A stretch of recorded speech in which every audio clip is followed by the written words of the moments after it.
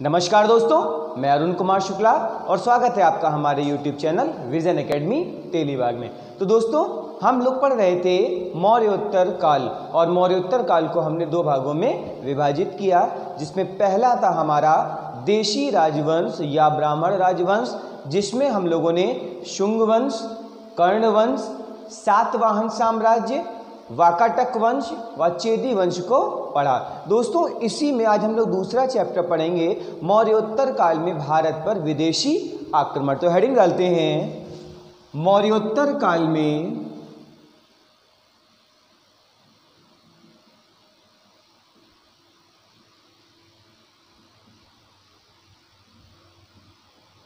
भारत पर विदेशी आक्रमण।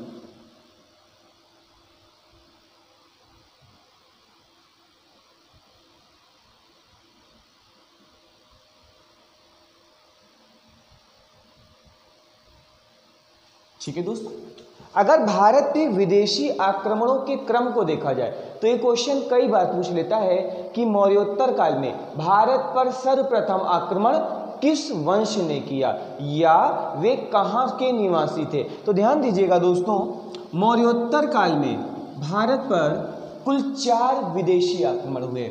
मौर्योत्तर काल में भारत पर कुल 4 विदेशी आक्रमण हुए। अगर इनके क्रम को देखा जाए तो भारत पर पहला आक्रमण किया इंडो ग्रीक, इन्हें हिंद यवन भी कहा जाता है, इन्हें हिंद यवन भी कहा जाता है। और अगर इनका अन्य नाम देखें तो इन्हें बैक्ट्रियन भी कहा जाता है।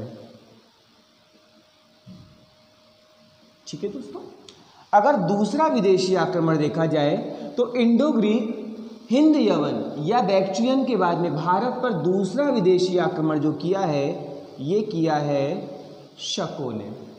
अगर शकों के बाद आक्रमण देखा जाए तो ये किया है आपका पार्थियन अथवा पहलव ने।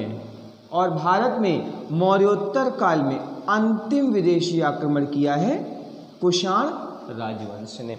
एक क्वेश्चन दोस्तों यहां से आता है कि इनमें से किस राजवंश की सीमाएं भारत के बाहर भी फैली हुई थी या विदेशों तक फैली हुई थी। तो ध्यान दीजिएगा, जो कुषाण वंश है इसकी सीमाएं भारत के साथ साथ अफगानिस्तान, चीन तक फैली हुई थी। तो कुषाण एक ऐसा राजवंश था जिसकी सीमाएं भारत के साथ साथ विदेशों तक फैली हुई थी। अब दोस्तों, इस क्रम में पहला है हमारा इंडो ग्रीक, हिंद यवन या बैक्ट्रियन। अगर इनकी उत्पत्ति को देखा जाए तो सिकंदर के सेनापति सेल्यूकस निकेटर ने, सिकंदर के सेनापति सेल्यूकस निकेटर ने मध्य एशिया में एक साम्राज्य का निर्माण किया और इसके उत्तराधिकारी एंटियोकस प्रथम ने इस साम्राज्य को अक्षुण्ण रखा और इसे मिटने नहीं दिया। एंटियोकस प्रथम की मृत्यु के बाद में एंटियोकस द्वितीय गद्दी पर बैठता है और ये साम्राज्य को एकजुट नहीं कर पाता है और इसी के समय कुछ स्वतंत्र शक्तियों का निर्माण शुरू हुआ और इन्हीं में सबसे पहली शक्ति या वंश था इंडो ग्रीक, हिंद यवन या बैक्ट्रियन। तो लिख लिया जाता है, सेल्यूकस के उत्तराधिकारी, सेल्यूकस के उत्तराधिकारी एंटियोकस प्रथम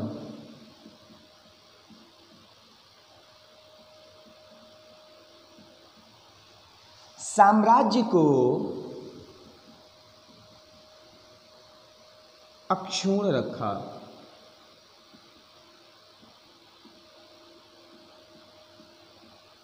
ठीक है दोस्तों, एंटियोकस प्रथम के बाद में गद्दी पर बैठता है एंटियोकस द्वितीय। लिख लेंगे, एंटियोकस द्वितीय के समय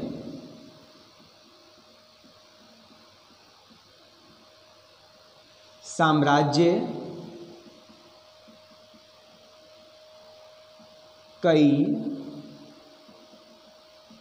छोटे छोटे वंशों में विभाजित हो गया।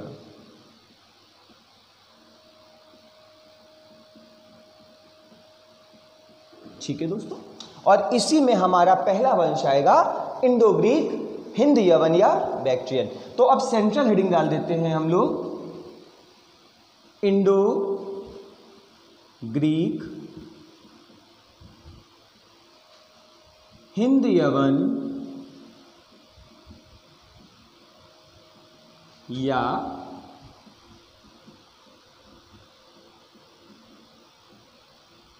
बैक्ट्रियन। अगर इस लोकेशन को देखा जाए तो बैक्ट्रिया जो है ये उत्तरी अफगानिस्तान और ईरान, जिसे पार्थिया कहा गया है, ये एशिया व यूरोप के मध्य व्यापारिक मार्ग पर स्थित था, जिस कारण इसका प्राचीन इतिहास में काफी विशेष महत्व था। लिख लेंगे, बैक्ट्रिया उत्तरी अफगानिस्तान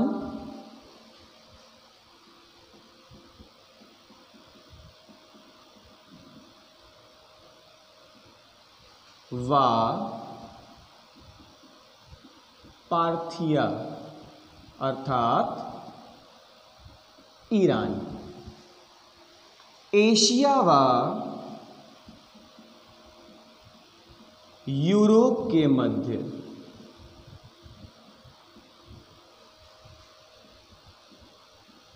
व्यापारिक मार्ग पर स्थित।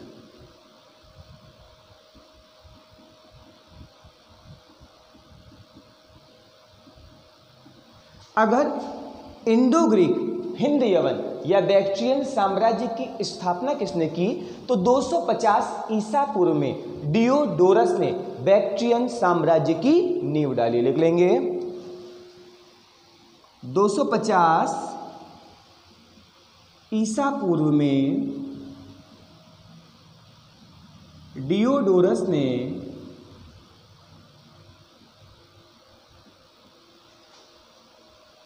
हिंद यवन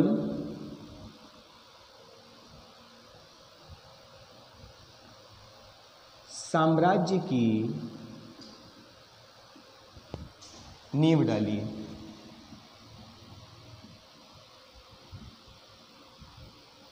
दोस्तों यहां पर एक ध्यान दीजिएगा, एक बात देख लीजिएगा, इंडो ग्रीक या हिंद यवन को प्राचीन भारतीय संस्कृत ग्रंथों में केवल यवन भी कहा गया है। तो अगर इनका एक अन्य नाम देख ले तो इसमें लिख सकते हैं यवन शासक, और यवन शासक कहा गया है भारतीय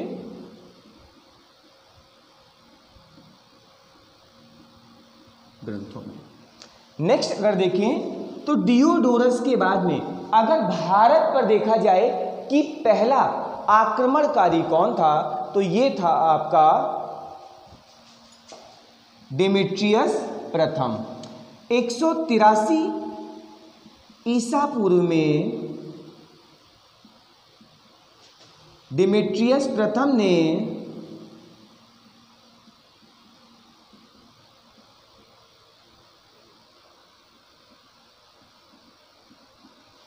भारत पर आक्रमण किया।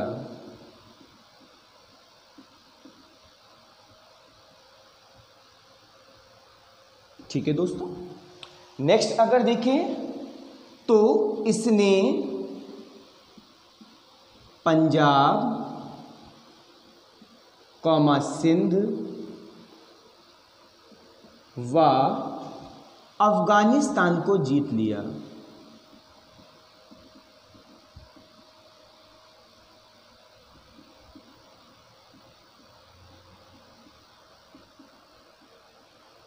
अगर डेमेट्रियस प्रथम की राजधानी को देखा जाए तो इसकी राजधानी जो है ये साकल थी, राजधानी साकल, जिसे वर्तमान समय में सियालकोट कहा जाता है।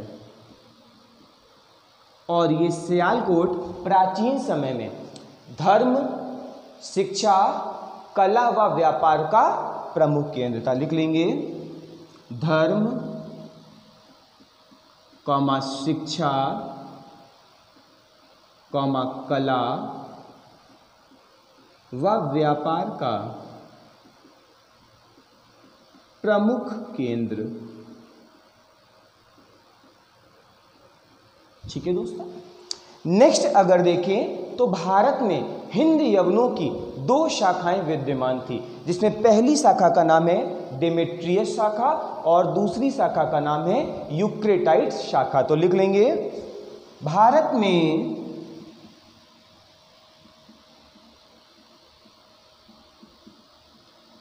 हिंद यवन की 2 शाखाएं।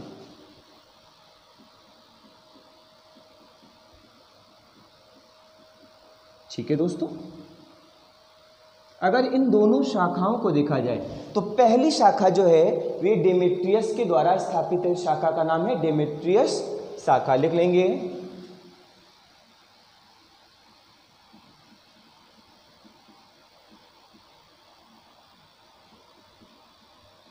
और दूसरी शाखा का संस्थापक कहा जाता है यूक्रेटाइड्स को। ठीक है, इसका संस्थापक डेमेट्रियस है और इसका संस्थापक यूक्रेटाइड्स है। अगर राजधानी देखी जाए तो इसकी राजधानी है, आपको मैंने ऊपर लिखाया, साकल अथवा श्यालकोट। जबकि यूक्रेटाइड्स की अगर राजधानी को देखा जाए तो यूक्रेटाइड्स की राजधानी जो है आपकी ये है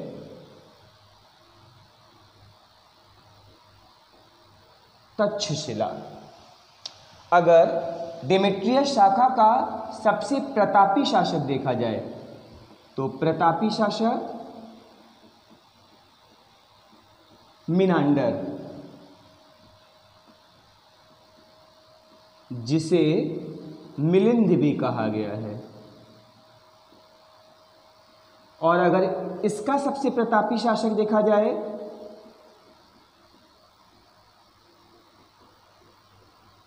तो ये है आपका एंटियाल क्रीडस। ठीक है दोस्तों।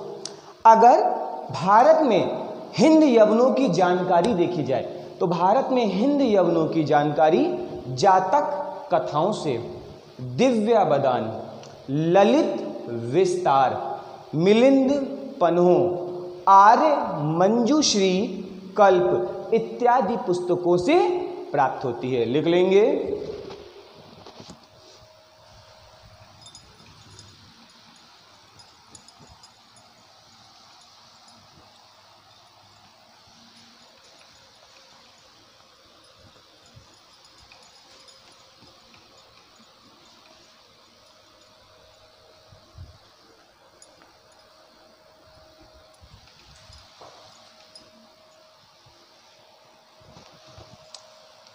अगर जानकारी देखी जाए तो ये है आपकी जातक, कौमा दिव्यावदान, कौमा मिलिंद पन्हों,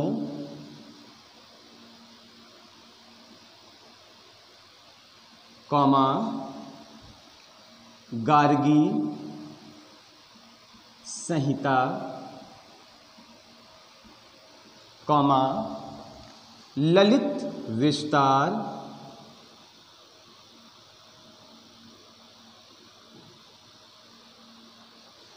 व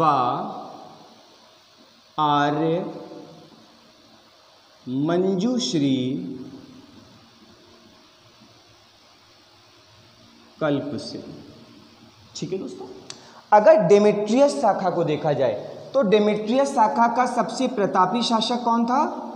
मिनांडर या मिलिंद। तो हेडिंग डालते हैं डेमेट्रियस शाखा, लिखते हैं मिनांडर,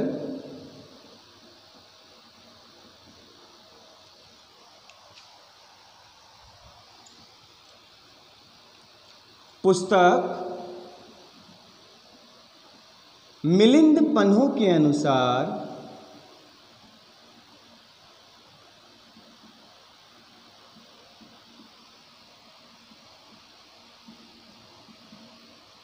पुस्तक मिलिंद पन्हों के अनुसार मिनांडर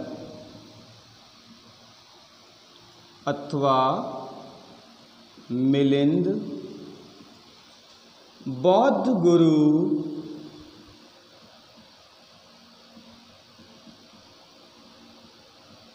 नागसेन के संपर्क में आके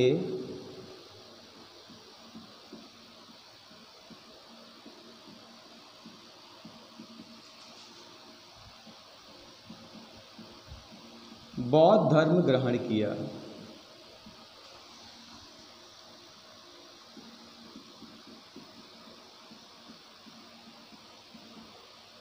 ठीक है दोस्तों, ये जो मिलिंद पन्हों ग्रंथ है, इस ग्रंथ की रचना की है नागसेन ने, और ये जो ग्रंथ है ये पाली भाषा में लिखा हुआ है। और इस पुस्तक में आचार्य नागसेन व मिलिंद के मध्य वार्ता का वर्णन किया गया है। अगर भारत में मिलिंद का साम्राज्य देखा जाए तो भारत की पश्चिमोत्तर सीमा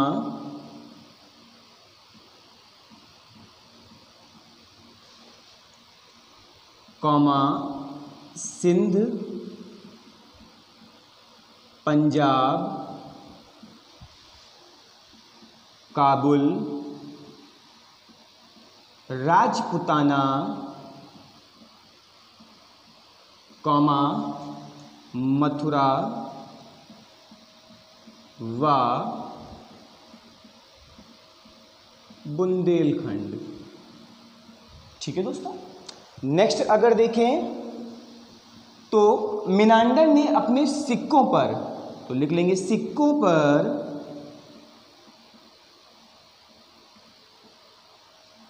धर्मचक्र,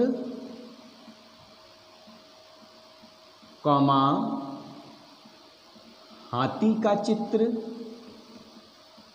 तथा धम्मिका शब्द अंकित कराया।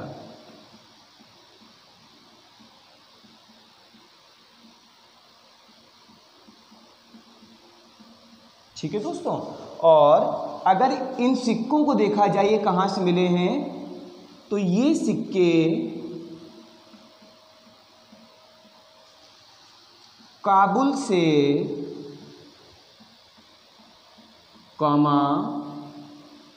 मथुरा से व बुंदेलखंड से प्राप्त हुए हैं। कहाँ से प्राप्त हुए हैं? बुंदेलखंड से प्राप्त हुए हैं। तो ये दोस्तों थी जानकारी हमारी डेमेट्रियस शाखा के प्रतापी शासक मिनांडर के बारे में। अगर दूसरी शाखा को देखा जाए तो इस शाखा का नाम है यूक्रेटाइड्स शाखा। दूसरी शाखा का नाम है यूक्रेटाइड्स शाखा। अगर प्रतापी शासक देखा जाए तो ये है एंटियाल क्रीडस, और एंटियाल क्रीडस ने शुंग शासक भागभद्र के दरबार में हेलियोडोरस नामक राजदूत को भेजा था, और इसने विदिशा में गरुड़ स्तंभ का निर्माण करवाया व इसने वासुदेव या भागवत धर्म ग्रहण किया। लिख लेंगे, शुंग शासक भागभद्र के दरबार में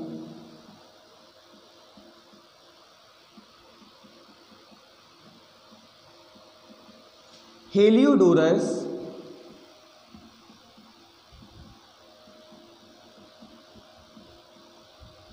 राजदूत भेजा। ठीक है दोस्तों, नेक्स्ट पॉइंट, हेलियोडोरस ने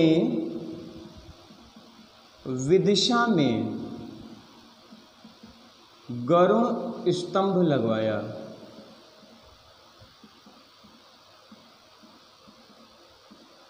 और एंटियाल क्रीडस ने, लिख लेंगे, एंटियाल ने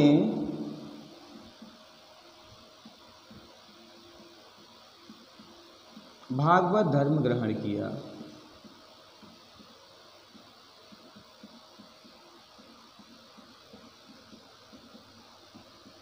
अगर भारत पर यवनों के आक्रमण के महत्व को देखा जाए तो सर्वप्रथम सांचों से सिक्कों का निर्माण, भारतीय संवत, सप्ताह व कैलेंडर, ये सब भारत में हिंद यवनों अर्थात यूनानियों की ही देन है। इसके अतिरिक्त नाटकों में पर्दा प्रथा, ये यूनानियों की देन है। भारत में सर्वाधिक सोने के सिक्कों का प्रचलन इन्हीं के समय में किया गया, तांबे के सिक्कों का प्रचलन इन्हीं के समय में किया गया। व कह सकते हैं मूर्ति कला की गांधार शैली का निर्माण यूनानियों की ही देन है, लिख लेंगे। अगर महत्व देखा जाए तो सांचे से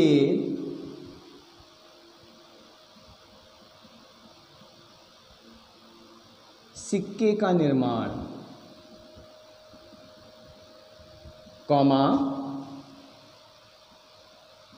सप्ताह, कौमा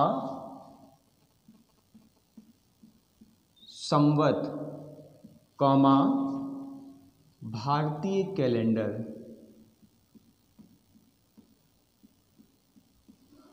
नेक्स्ट पॉइंट अगर देखा जाए तो सोने के सिक्कों का प्रचलन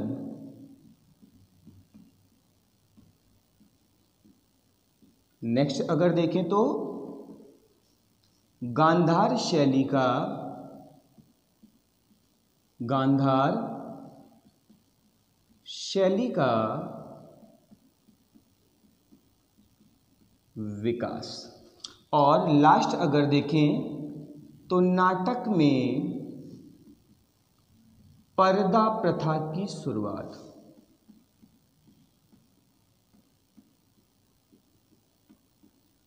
ठीक है दोस्तों, तो ये भारत में हिंद यवनों के आक्रमण का महत्व था।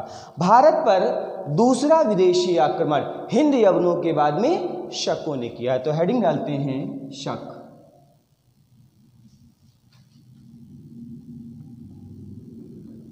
ठीक है, शक शासकों ने क्षत्रप अथवा महाक्षत्रप की उपाधि धारण की, तो लिख लेंगे उपाधि।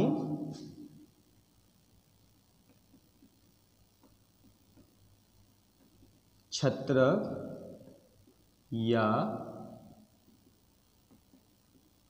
महाक्षत्रप। नेक्स्ट पॉइंट देखें, ये मध्य एशिया के मूल निवासी।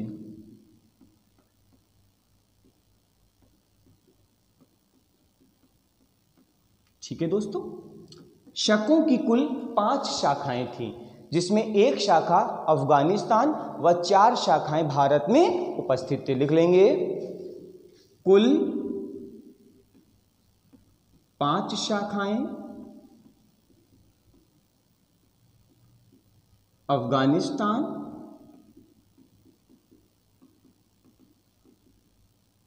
व भारत। नेक्स्ट पॉइंट देखते हैं दोस्तों, भारत में शकों की 4 शाखाएं उपस्थित थी। अगर इन 4 शाखाओं को देखें दोस्तों तो 2 भागों में विभाजित किया गया है। पहली अगर देखें तो उत्तरी शाखा और दूसरी अगर देखें तो पश्चिमी शाखा।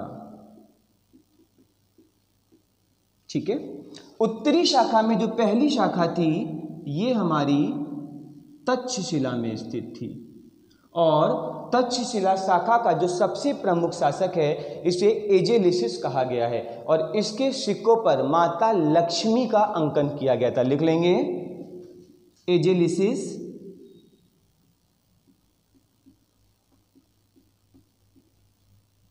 और लिख लेते हैं सिक्कों पर लक्ष्मी का अंकन।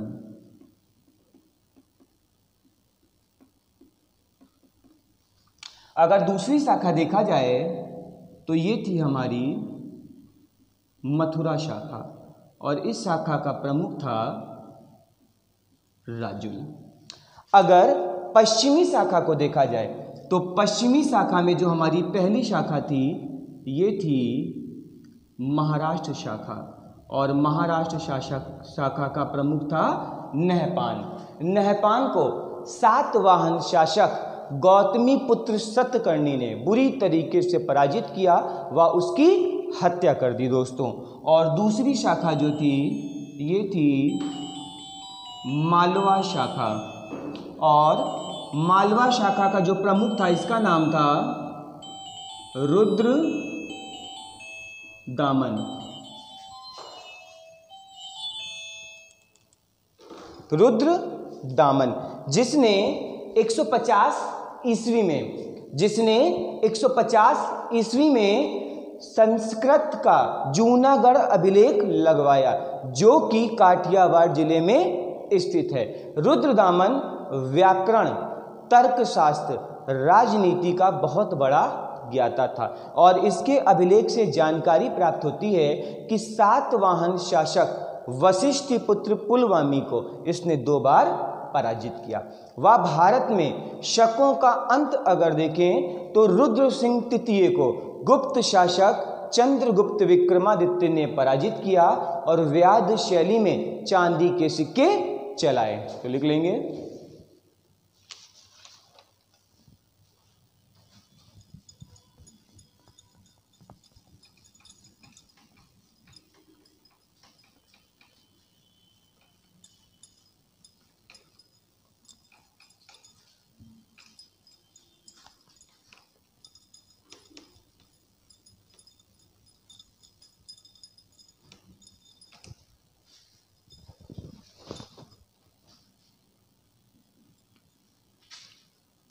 शक शासक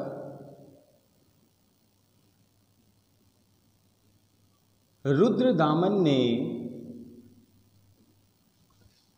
150 ईस्वी में जूनागढ़ अभिलेख लगवाया।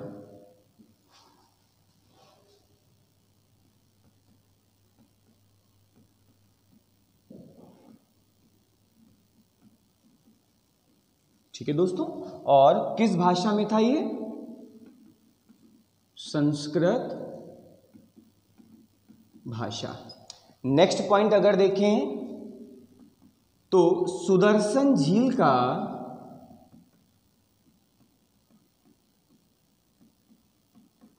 पुनर्निर्माण करवाया।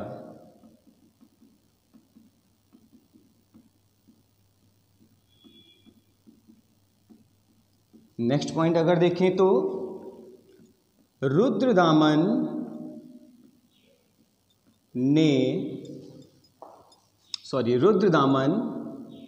व्याकरण, राजनीति व तर्कशास्त्र का ज्ञाता।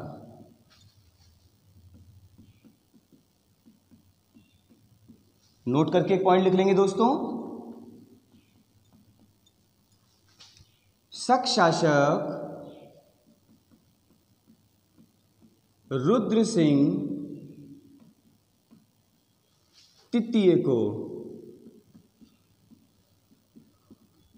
गुप्त शासक चंद्रगुप्त द्वितीय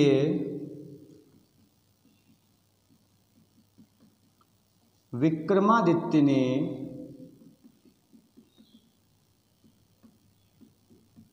पराजित किया।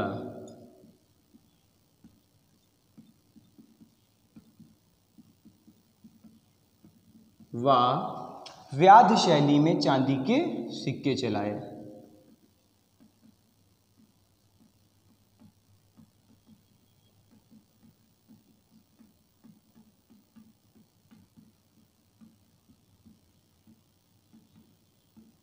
ठीक है दोस्तों, अगर भारत पे आक्रमण करने वाले विदेशियों के क्रम को देखें तो तीसरे आक्रमणकारी जो थे इन्हें पार्थियन अथवा पल्लव कहा गया। तो हेडिंग डालते हैं पार्थियन या पहलव। अगर इनका मूल निवास देखा जाए तो मूल निवासी ईरान के हैं ये। ठीक है दोस्तों, नेक्स्ट, भारतीय संस्कृत ग्रंथों में शकों व पल्लव को शक पल्लव कहकर संबोधित किया गया है। लिख लेंगे, भारतीय ग्रंथों में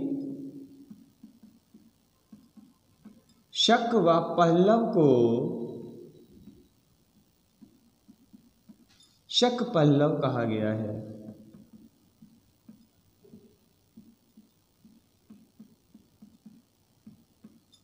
अगर इस वंश का संस्थापक देखा जाए तो ये है मित्रदात प्रथम। अगर प्रथम भारतीय शासक देखें, लिख लेंगे प्रथम भारतीय शासक, तो इसका नाम था वोनोन्स और इसने महाराजाधिराज की उपाधि धारण की।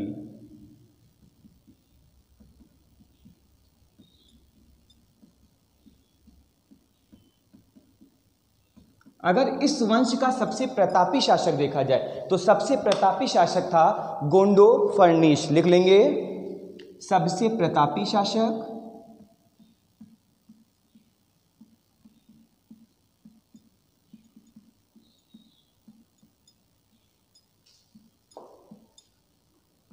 गोंडो फर्निश। अगर इसकी राजधानी देखी जाए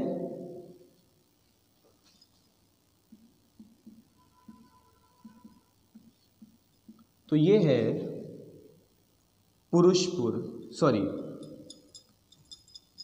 तक्षशिला। ठीक है, नेक्स्ट अगर देखें तो गोंडो फर्निश के ही शासनकाल में दोस्तों सर्वप्रथम ईसाई धर्म प्रचारक सेंट थॉमस भारत आया और सेंट थॉमस ने अपनी पुस्तक एक्ट ऑफ सेंट थॉमस में यह लिखा हुआ है कि गोंडो फर्निश ने ईसाई धर्म ग्रहण किया। लिख लेंगे, इसी के समय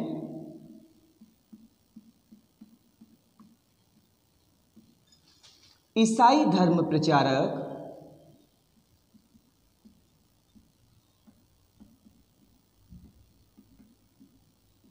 सेंट थॉमस भारत आया।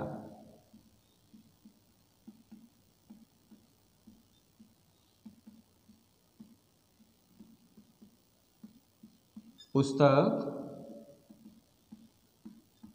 Acts of Saint Thomas.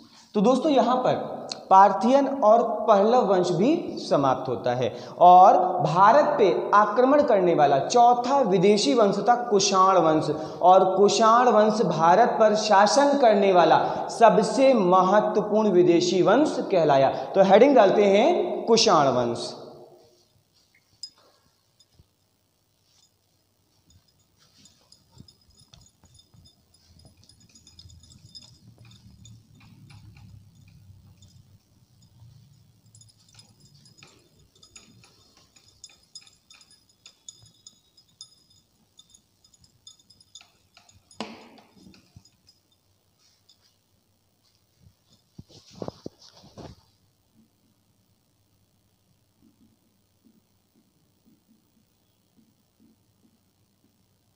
ठीक है दोस्तों, अगर कुषाणों की राजधानी को देखा जाए तो कुषाणों की प्रारंभिक राजधानी पुरुषपुर अथवा पेशावर थी, जबकि इनकी द्वितीयक राजधानी आपकी मथुरा थी। तो लिख लेंगे राजधानी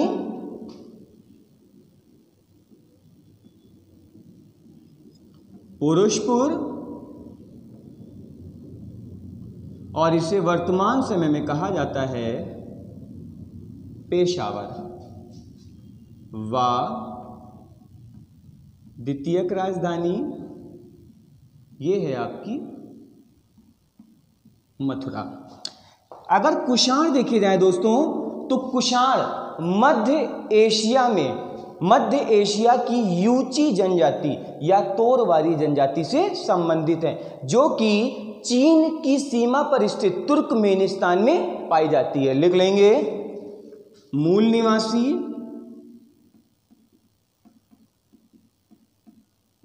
तुर्किस्तान,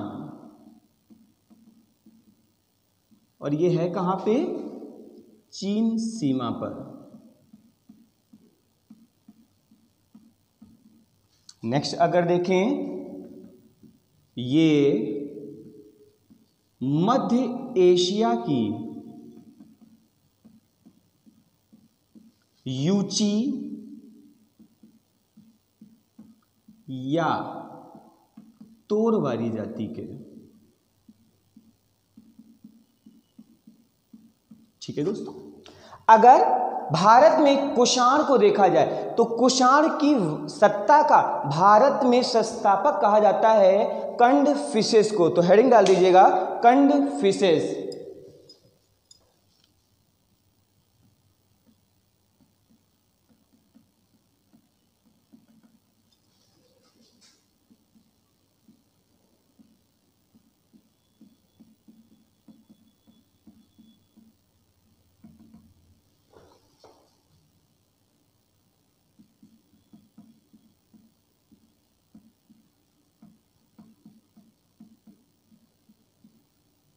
बौद्ध धर्म का अनुयायी।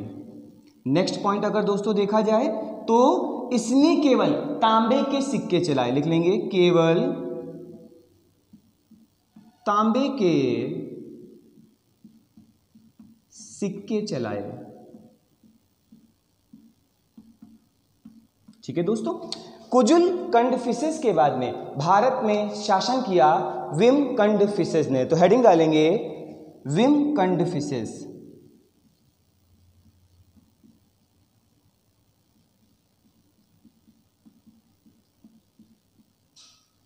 ठीक है दोस्तों। इसे भारत में कुषाण संस्था का वास्तविक संस्थापक कहा जाता है। लिख लेंगे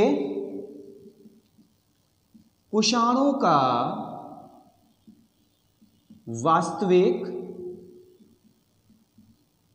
संस्थापक। नेक्स्ट पॉइंट अगर देखा जाए तो दोस्तों ये शैव धर्म का अनुयायी था।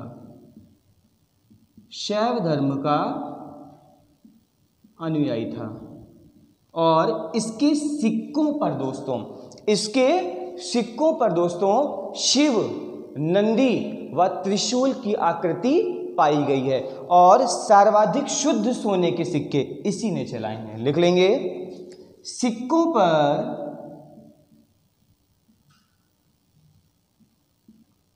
शिव, नंदी व त्रिशूल का अंकन। ठीक है दोस्तों।